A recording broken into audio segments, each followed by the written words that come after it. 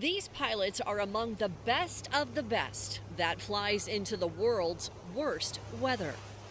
It takes a minimum of 3 people to get this plane off the deck and into the air. William Weisinger is a hurricane hunter. He's part of an elite flight crew that is dedicated to critical reconnaissance missions. What is the mission? To gather invaluable real-time data for meteorologists at the National Hurricane Center.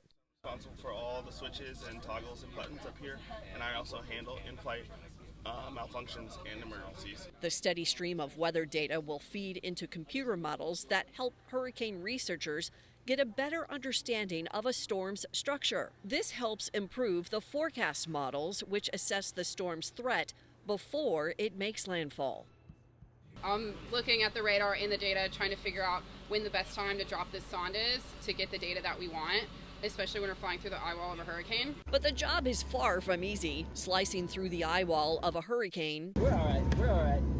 Packing winds well over 160 miles an hour in some cases, with howling winds, blinding rain, and violent updrafts and downdrafts. There goes the fence. Holy cow. Before even entering the relative calm of the storm's eye isn't for everyone, not even for some of the most seasoned storm chasers.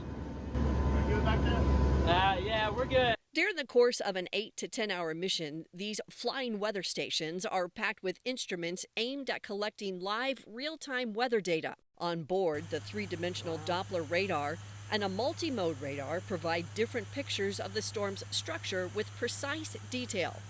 Think CAT scan, but for clouds. What you see here is what's called a drop zone. Now, this is deployed from the hurricane hunters as they try and assess the intensity of these storms. Now, this travels about 2,500 feet a minute, or about 7,000 feet, to get down to the ocean. This provides a horizontal and vertical profile of the atmosphere, which is critical in determining the path, intensity, and future track of these storms. These hurricane missions have a track record that works.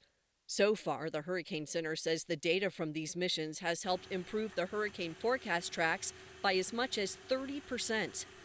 The data from these missions can increase both the storm's track forecast and accuracy. It can narrow the cone of uncertainty and help the Hurricane Center improve the forecast from 3 days out to 5 days, which builds more critical time for people to prepare and do what they need to do for their families. We all live busy lives. We have a lot going on. There's a lot going on in your life. You got school, work, your family, your friends, everything else.